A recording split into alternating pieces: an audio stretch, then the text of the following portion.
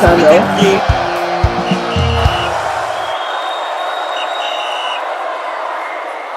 Hello guys, it's a sad one this morning as Nigeria won one of the striker. Our young chap, we just lost him to a cold hand of death. It was involved in an accident. AY, Yeah, you're that's so welcome sad. on board. Yeah, it's a pleasure. It's a sad one, if I must say. Yeah. Now we welcome you to Final Ways. This channel bring you the best and nothing but the best when it comes to sports, fans reaction, pre and post match analysis, and all that. Now AY, it was a sad one from our striker. Yeah, it was. Very sad one. He was involved in a ghastly accident. Yeah. Just yesterday. His name is Paul Julius, 20 years old. Yeah. Oh, still Fantastic young. prospect. Like Yeah. he just got into the team in some couple of months, and we heard from confirmed report that he was driving on the Paralimi road when he collided with another vehicle traveling in the opposite direction around 6:30 a.m. near Perena. But now, what the sad part of it is the person that I was like the genesis of the accident did not even die. He's still recovering from wounds sustained from the injury. And although they said he's in critical condition, but our own person died immediately.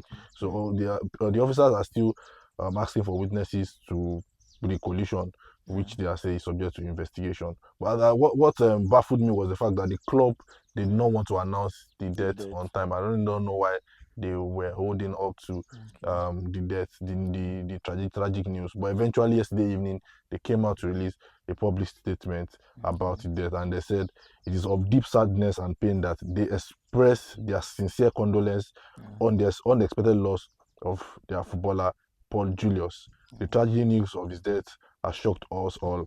Despite the hardship and suffering he faced to join our family, he remained steadfast and determined to fulfill his goals. His memory will live on in our hearts, and his absence will be felt. We are with his family and loved ones during this difficult time. May his soul rest in peace. You understand? That's Apoel Football Limited expressing their deepest condolence to the family. We understand the fact that most of Nigerians, we are hustlers. Once we get an avenue to express ourselves, we always do. We have all our youngsters cut across Europe trying to make ends meet, trying to show the world what they can do. We have them across Europe. It's not their fault that they have to go out. This thing can happen anywhere. We've seen the ones that happen to some of our players here in Nigeria. You understand? So I think we just want to say we wish the family the fortitude to bear the loss, and we hope that we don't get to see this kind of thing, because it's not so good to hear that you lose promising youngsters. So, sadly, his dreams have been cut short by this event, and the football community has been thrown into deep mourning. We bear with the family. If I must say. Now, on the other side, the Super Eagles camp resuming on the 1st of September, preparing ahead of their match with Benin Republic and Rwanda. Yeah. The camp is open September 1st. I think international break officially starts on the 3rd, September 3rd to September 10th. Hopefully our own camp is going to be opening by September 1, which is good, like to accommodate the local players. You understand? European international break is starting by September 3. So the reason why they opened theirs on September 1st is because of the local players. The guys are playing the local league, so they can come in on time. So, but I hope that we will not get to see what happened the last time when we had players coming late, saying it was because of one or two logistic problems. The likes of Iwobi, the likes of Kevin Bassey, the likes of Maduka Okoye, the likes of Ademola Lookman. So we hope we don't get to see any form of lateness this time around, because we cannot disassociate the failure of the eventualities of what happened at those matches that we play to the fact that they came late. The lateness was one of those things. The indiscipline was one of those things, which I still want to fault the former coach for. That's Finidi George. You understand? So we can't disassociate them from it. So we hope that they don't come late this time around. Not forgetting that we have still not announced a coach yet. You understand? Whatever the Nigerian Football Federation is planning, we don't know whether it is domestic coach. You understand? But what I know is we have to play Benin Republic, and in 3 days' time we play Rwanda in Kigali. So, but another question mark is the fact that if we look at the caliber of players that we have now, it baffles me to say they are not so doing well. Now we look at Frank Oyeka. I expected to see him in the Brentford shirt at the weekend. Ever since his injury, he has not been He back. has returned back to the bench, Yeah. which it's baffling to me because I know how hardworking, how good this guy is. And to be playing in a team like Brentford, not even Chelsea, you are playing in a team like Brentford and you are sitting on the bench. So imagine you're the Super Eagle. Yeah, You're going to and be you understand. And then let's not forget that the form matters because if you are not getting playing time in your team, you understand. There's no basics, or there's no yardstick for you to be called up to the Super Eagles team. But you have to prove your worth. Let us be able to watch you, what you are playing in your league, to know how fit you are. You understand. He's a good player, no doubt. But the fact that you are not making a starting lineup is a question mark for me. Again, Taiwo Awoniyi on the bench for Nottingham Forest. So it brings the question. So I don't know which players now we want to use to prosecute the Benin Republic and Rwanda game, because if you are not making a starting lineup again in Nottingham Forest, we've seen the likes of you understand, will be something else. You understand? And on the other side, Vito Osimhen is not mentally stable yet. Exactly. Boniface is also facing another challenge too. Exactly. I think he just got his one match ban in the cup, and then he's supposed to pay 25,000 euros as he's banned for showing the middle finger and for the fans. So I think mentally, there are some of them that are not mentally balance right now. We talk of Osimhen trying to figure out his transfer across Europe. Chelsea, PSG in the news today. Arsenal tomorrow, PSG next tomorrow. Chelsea.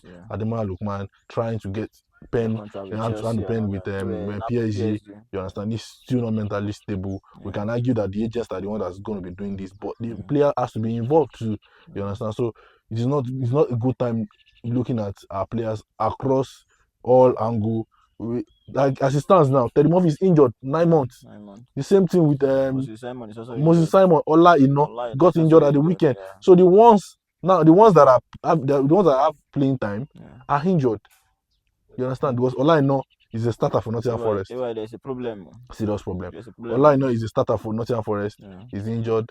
Terry Murphy is a starter. He's injured. You understand? Osimhen is a starter. He's still trying to find a club. Ademola is a starter. He's still trying to get a club. You understand? To get pen to paper. So we just bring the question that what are we doing? The ones that are probably getting starting lineups, that we're going to talk about Bassi and then Iwobi. And Bassi, I'm not going to lie to you, the performance he put up against Manchester United, it's not something to watch, and then you call him to the Super Eagles camp to come and you understand. So it brings to the fact that I really don't know what to expect from them. It has to be a home-based player. Or possibly, but we know how things work in Nigeria. They will still invite a lot of European players, then just call a little bit of home players. Indeed, he performed brilliantly well against Tottenham. I watched him play, so I think there are some positives in Maduka Okoye. Also brilliant. I think he's on the team of. He's supposed to make the team of the week for the Serie A because he had brilliant performance at the weekend. So I hope we can take some positives out of it. But do you think we are going to see a UK? That's another player. UK is supposed to be back. He is.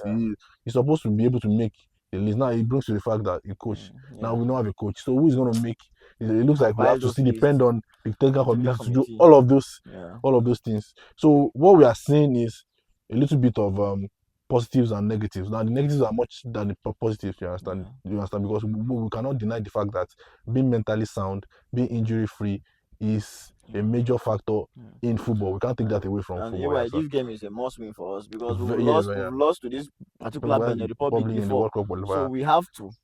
We have to win them this time around. We can't afford to lose at this time around. We can't afford to lose at all. They are very, very important matches for us at this point in time. But I think we cannot take the fact that we are playing in Uyo. So maybe the home advantage, the fans cheering them at the back, will probably give them something to cheer for. That's 3 points, which is 3 points. All right, we just hope it turn out well now. Anyway, thank you so much. It's a pleasure. It's amazing having you. It's always a pleasure. Now, Super Eagle, we have come back again. No, can't be resuming, please. Whatever you are cooking, please cook it fast. And we want to sincerely send our condolences to the family of Paul Julius, who we just lost in a ghastly accident. We ask God to give the family the grace to bear the fortitude. Now this is our time on Final Whistle. Don't forget to like, share, comment, and subscribe. Let us know what you feel about the Silver Matter in the comment section. And follow our social media handle at Final Whistle 931, where we'll bring you much update about sports. We'll see you again next time. Thank you.